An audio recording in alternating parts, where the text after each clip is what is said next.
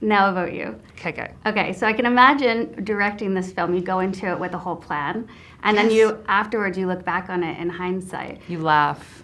Yes. You laugh at your plan. What were you able to accomplish in that role that you were unsure about prior? Oh, as a director or as an editor? As a director. That's an awesome question. I'm still trying to figure that out. I think I actually really enjoyed the experience of directing on set, and I find that actually, like, I have a way of figuring out how to navigate social situations, but I do tend to be introverted and really need recovery time and privacy and, like, alone time. But I really enjoyed being in the work of being on set, and I was kind of...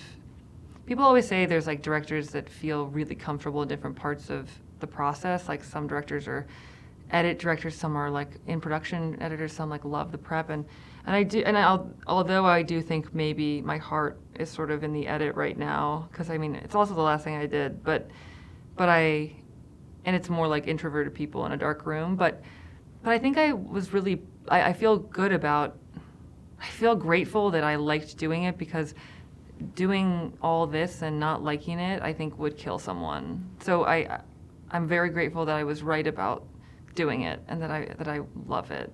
Yeah, how is the process then as an introvert? Because I could imagine going away, being alone with the script, and having all that isolation to then now being the opposite, it's talking really so much about it. Yeah, I mean, I seriously, it makes me feel crazy. And it's funny because the real goal of making a film is that the film has every answer you could ever answer in it. Like I would never be able to talk about the film in a way that I felt was more eloquent than the film, because that's why I made a film and not like an essay or something. Mm-hmm. So it's interesting that this comes before the film. It's a bit bizarre, and I understand, because I do want people to feel compelled or invited in to see the film, but it's I miss my little private hole of writing. Like I think the life cycle of it all makes sense. Like, that you then become so exposed that you have to retreat again. Like, I understand how you get into a bit of a loop with that. Yeah, especially talking about such heavy subject matter. Yes, it's completely insane. And now I will proceed with a question about heavy subject matter. So. It wouldn't be one of these if we didn't get it. Yeah, of course. So obviously a topic that I've seen come up in a lot of the conversations is like finding the humor in these tough moments and dealing with tough topics like assault. So I love joking about my own sexual assault. I feel like it's such a great way of coping with it and almost like reclaiming it. So how was navigating that for you with finding the humor, but also feeling like maybe you weren't like taking away from other people's experiences? Totally. I mean, honestly, my private jokes about it are much less, they're not appropriate. Yeah. Like, I mean, with my best friend, like the stuff I'll say, whew. So I hear you. And it's really fun to say something and then see like someone react like, holy shit, privately. Yeah. But in the film, I was thinking much more about like who would maybe be in the audience of this film and how to take care of that person in a way that was careful, and I wanted to be gentle, and I wanted to make a film for the person I was, who was in a much more tender place, and there was no joke to be made. I also think like humor works in different ways in the film. Like, there's just the joy of two best friends being funny together and making each other laugh. There's sort of the film pointing a finger at people who are failing Agnes, like the doctors or the HR women. Like, we get to laugh at them because they're not making sense to us, and that's kind of like cathartic to be able to laugh at people who usually are the ones pointing down and laughing. And then there's like just humor and I think Agnes's disposition, which I get, and also like has been quite humbling to hear people laugh when I'm like, wait, like I thought that was just like normal. I don't know. I'm learning about my own, honestly, awkwardness through how people are seeing the film. But beyond that, yes, humor is essential.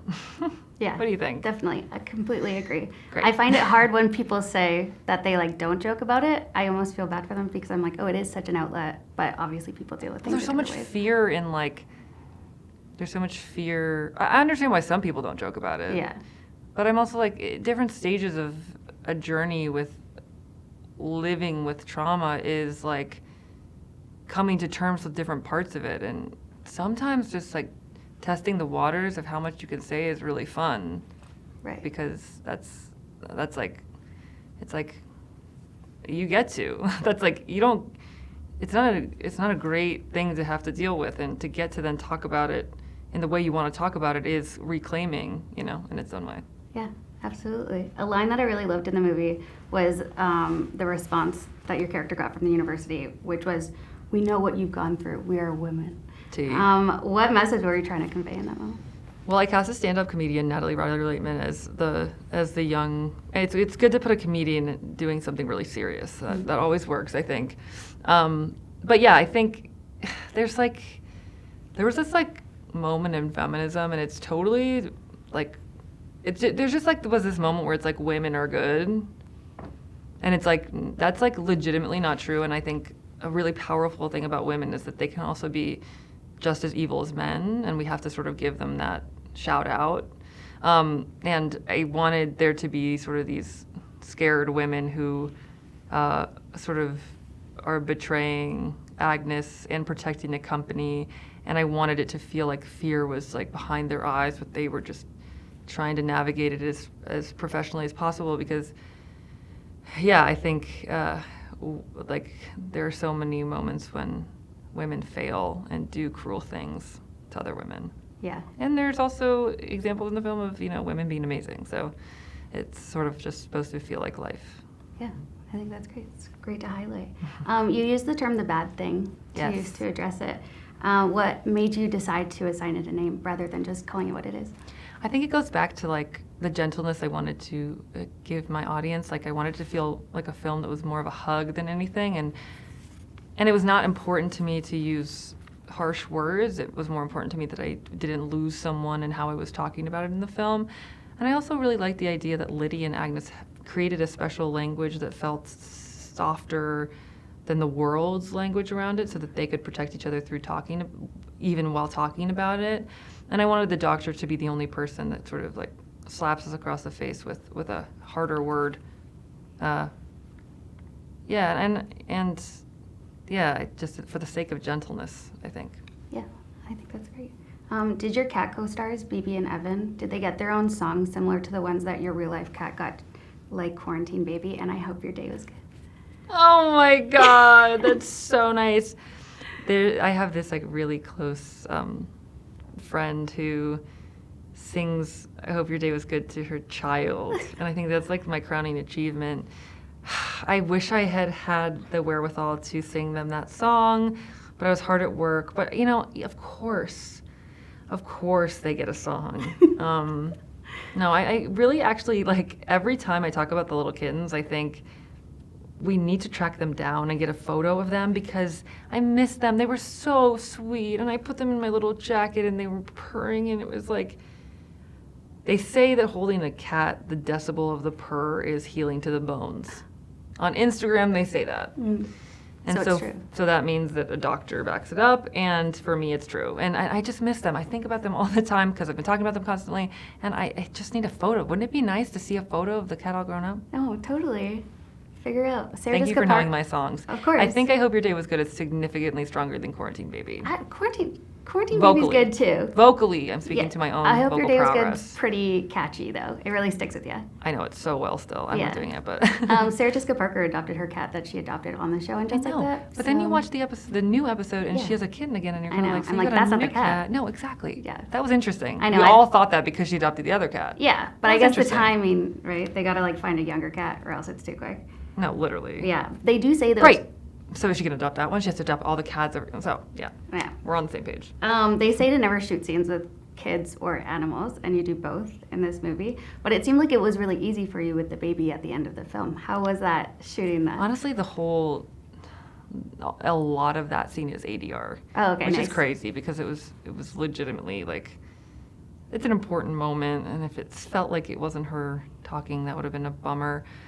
But I do think what you gain shooting, obviously you lose time, and it's just really stressful because everything's so high stakes when there's a baby around, whether it's a cat or human. But there is something live about it where that thing doesn't know it's in a movie, so it's being really honest, and it forces you to sort of even if the cat doesn't want to be there, you have to respond to that. It's not just like a stuffed animal. And there was a while we were shooting some of the coverage of me with the baby with a toy, which was interesting because its eyes did not look right. But it became pretty clear that like actually it looks a lot better when you can see that it's really a baby, because Agnes is trying to talk over the baby kind of trying to find itself comfortable, and that's actually why kind of we want to see things, is because it feels alive and it feels like something's happening that's not as easy as just a movie would make it, so. Nice. I think it's good to shoot with animals and cats. I don't know if I'll do it again, but we did it. We made it through. You did it, and congratulations on this film. It's fantastic. Thank you so much. Yeah. Congratulations on your wedding. Thank you so much. Huge I haven't stopped talking about it to everyone. Wait, do you have a photo? Pardon? Yeah, you want to do a photo? Yeah. I just posted. You posted it? Go good. Okay.